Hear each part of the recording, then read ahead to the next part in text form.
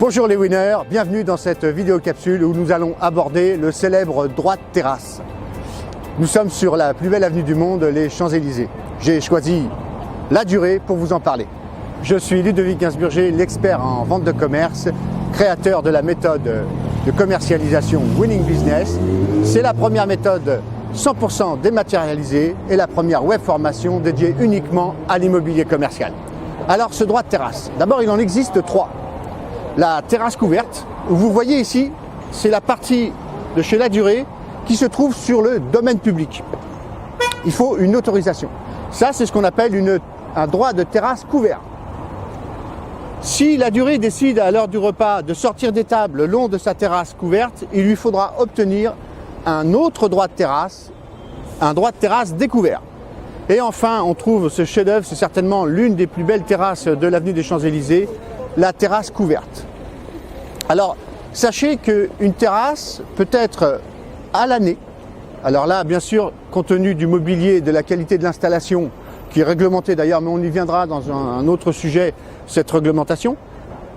Il existe donc un droit de terrasse à l'année, c'est-à-dire que cette terrasse couverte est là permanente, et la terrasse, la contre-terrasse, peut être accordée simplement pour une période donnée. Par exemple, souvent c'est du 1er avril au 30 octobre. Donc ça peut être une terrasse permanente ou à l'année. Ça, vous les winners, quand vous négociez pour vos clients, renseignez-vous, parce que d'abord dans beaucoup de villes, beaucoup de restaurateurs, cafetiers, limonadiers ont oublié de demander un droit de contre-terrasse qui peut être très porteur de chiffre d'affaires pour vos clients. Alors, comment obtenir ce droit de terrasse? D'abord, on peut trois choses. La première, ce droit de terrasse est intuitu personae, comme on dit dans les affaires. Deuxième chose, il est non cessible. Et troisièmement, il est gratuit. Oui, gratuit. Alors, je m'explique. Intuitu personae, c'est-à-dire que ce droit de terrasse est en l'occurrence accordé à la SAS La Durée. Seul, c'est-à-dire que le jour où il revend, j'espère que ce ne sera pas pour demain parce que j'aime beaucoup cette enseigne, donc le droit de terrasse est accordé au locataire actuel, à l'exploitant. Si c'est une société, en l'occurrence la SAS La Durée, c'est à lui, il ne peut pas le revendre.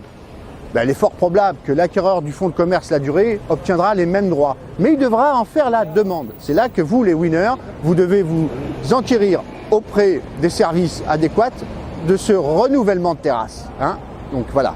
Donc il est intuitu personae, non cessible, c'est-à-dire que lors de la vente du fonds de commerce, vous ne pourrez pas vous dire, voilà, je vous vends la terrasse. Non, c'est intuitu personae et non cessible. Et c'est délivré gratuitement, entendons-nous. La demande est gratuite. L'occupation du domaine public, il est payant. Et ici, c'est très cher. Vous pouvez consulter tout simplement les services de la voirie pour connaître les montants et les modalités d'obtention de droits de terrasse. Alors, je vous donne une astuce très simple. Vous, les winners, d'abord, déplacez-vous au service de la voirie, qui en général, dans les communes, ils sont réunis tous au même endroit administratif, les services de licence, les services de la voirie, l'occupation du domaine public, ils sont tous dans les mêmes locaux en général. Déplacez-vous au moins une fois dans votre carrière pour vous présenter, laisser votre carte et faire une demande.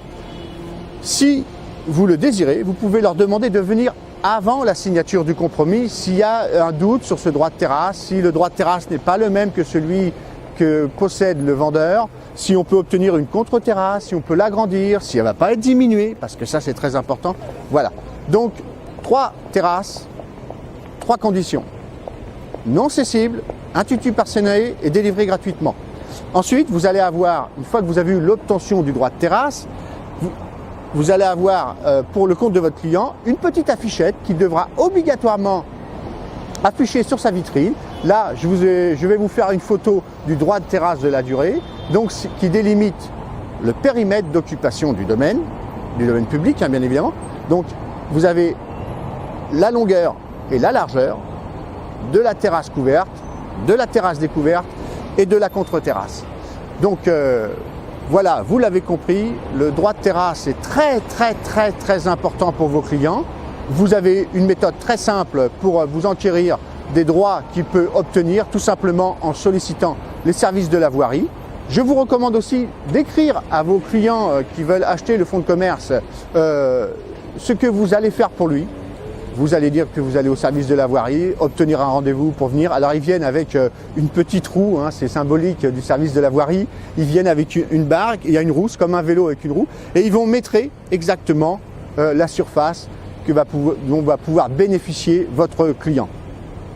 Alors, les winners, sachez que qu'est-ce qui fait qu'on peut obtenir un droit de terrasse ou pas? C'est d'abord le passage pompier. Hein, il faut que les pompiers puissent accéder rapidement, et le passage piéton, le flux piéton. Donc vous voyez que même sur une avenue comme ici où il passe plus d'1 million de personnes par jour, on peut obtenir une terrasse couverte, une terrasse et une contre-terrasse. Il s'agit simplement d'avoir la possibilité de faire passer les piétons et les pompiers en cas d'incendie. Ça, c'est le service de la voirie qui vous le dira, hein, ce n'est pas votre responsabilité. Mais sachez, voilà ce qui est pris en considération par les services de la voirie. Voilà, c'était une vidéo capsule, c'était Ludovic Gainsbourger, l'expert en vente de commerce. À bientôt les winners.